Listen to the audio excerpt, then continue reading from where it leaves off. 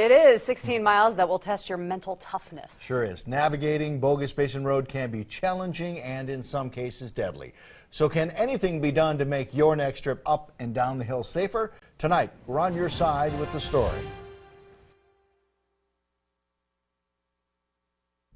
It seems innocent enough at the bottom of Simplot Hill, but it doesn't take long to start on the long and winding road. It's a mountain road. And that's where this story starts and pretty much ends. It's always going to be a little bit dicey. Because Bogus Basin Road started as a Forest Service road, and in the early ski days, a one-lane road to boot. And it was a one-way road that everyone went up in the morning, and it was just wide enough for one car, and in the afternoon there was a time when the road switched and everyone drove back down. Fortunately, those days are long gone, but Alan Moore, the ski resort's manager, knows it still comes down to getting people up the mountain safely.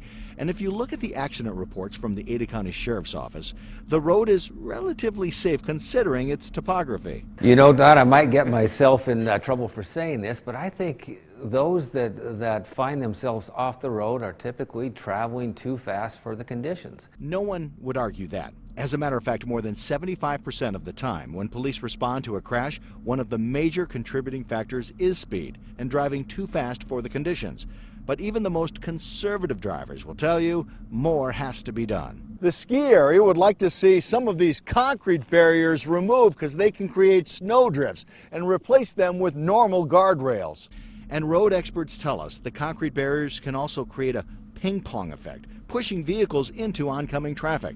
The Ada County Highway District has a blueprint for the next 3 to 5 years, spending millions of dollars for needed repairs. What we can do is improve the existing facility, make it as good as we think we can get it, and then turn it over to the drivers to do the best they can. So the county can repave, rebuild, fill cracks and potholes.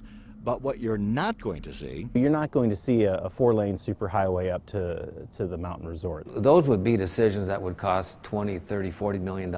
In the meantime, we leave a little bit earlier and drive a little bit slower. I drive with a healthy amount of respect. A respect that gets you there safe and sound.